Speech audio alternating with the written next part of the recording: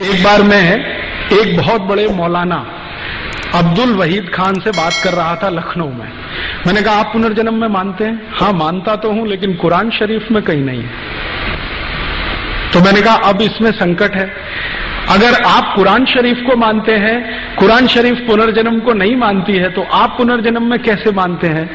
तो उसने कहा देखो यार, भारतीयता जाति नहीं है। अब इतनी बड़ी बात, भारतीयता जाति नहीं है। भले हम मजहब बदल लें, संप्रदाय बदल लें, भारतीयता नहीं जाती। फिर एक बार मैंने उनसे पूछा कि आपके संप्रदाय में, मजहब में ऐसे कितने लोग हैं जो पुनर्जन्म मानते हैं? उन्होंने कहा शायद 90% होंगे। मैंने कहा आप गारंटी से कहते हैं? उसने कहा शायद 95% होंगे। फिर तीसरी बार कहा तो कहा 99% भी हो सकते। मैंने पूछा कैसे? तो उन्होंने कहा हम कोई अरब देश से आए हुए थोड़ी है, हम तो यहीं के हैं। हजारों साल हमारे पुरखे तुम्हारे ही जैसे थे। किसी एक समय विशेष में किसी गलत काम के कारण या गलत प्रभाव के कारण हमने मजहब बदल लिया, तो भारतीयता थोड़ी चली गई है।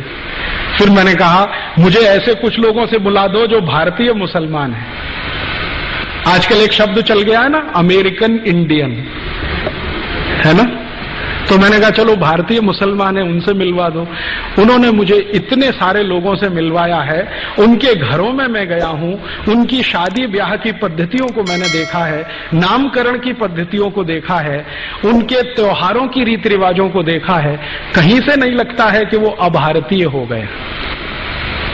ज्यादा से ज्यादा दिखाई देता है कि उनका नाम बदल गया है और पूजा करने की पद्धति बदल गई है। तो क्या, पूजा करने की पद्धति तो हम सनातनी हिंदुओं में भी विशिष्ट हैं।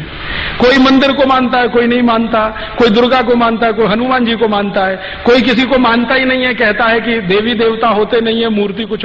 तो पूजा की पद्धति तो हम में भी बदली हुई है, उनमें भी बदली हुई है। तो क्या भारतीयता तो नहीं गई है?